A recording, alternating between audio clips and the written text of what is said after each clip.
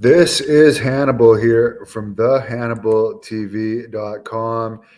And I actually watched the AEW Dynamite from Winnipeg.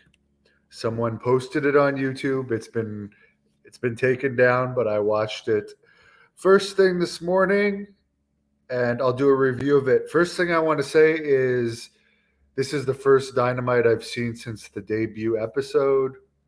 And the most recent WWE program in full that I saw was Raw from Ottawa. And the Dynamite from Winnipeg was much better than the Raw from Ottawa. The Raw from Ottawa, I would give a 2 out of 10. The Dynamite from Winnipeg, considering the times, I'd give it an 8 out of 10. The worst, my biggest critique of the Dynamite from Winnipeg is this crap that I keep seeing in AEW. They allow in tag team matches for the ref to continue pins when there's an illegal man in the ring pushing down or touching the guy pinning. That's not the first time I've seen this in AEW. And I just don't get what's the point of having refs if they, or even tag matches. Why have the tags in tag matches if people can just pin their opponents like that? So yeah, I'd give it a 7.58 out of 10. The hot crowd really made it more exciting compared to like the Raw from Ottawa. The crowd was dead and flat, and there was so little actual wrestling on the Raw from Ottawa that it was just incredibly boring. So, and the matches were better in AEW. It did start off with an almost 20-minute promo segment, though, with MJF. And I have to say, the MJF bar mitzvah segment, it started off really good. And then it went into a lot of talking with Jungle Boy, Darby Allin, and Sammy Guevara. I'm not saying it was horrible. It was just dragged out for 20 minutes. It was too long.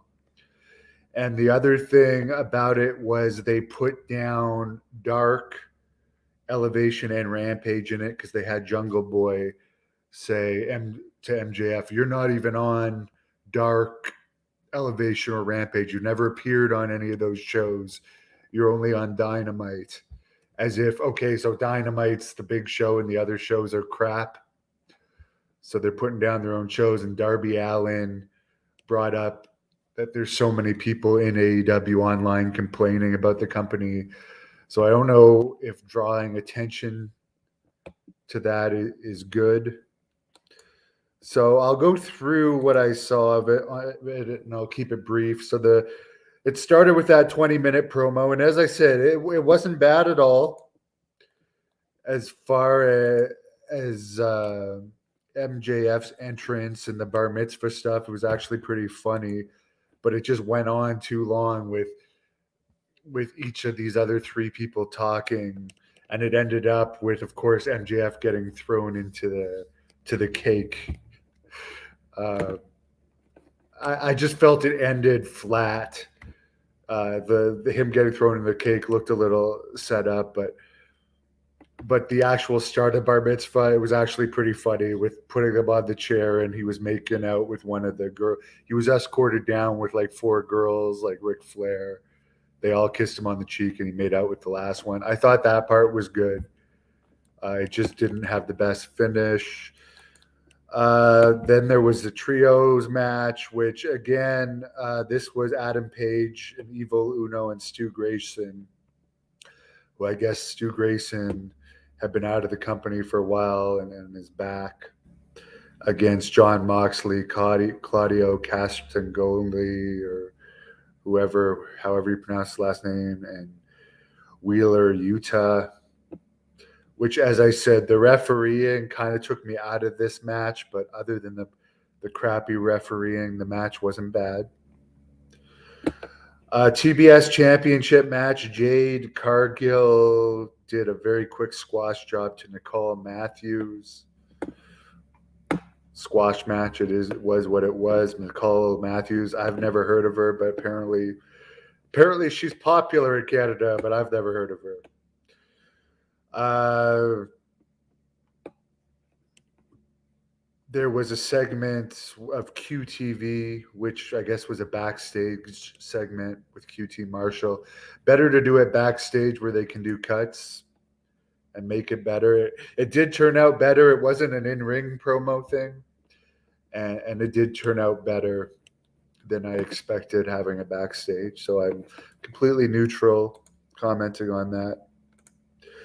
AEW Championship match: Orange Cassidy against Jeff Jarrett.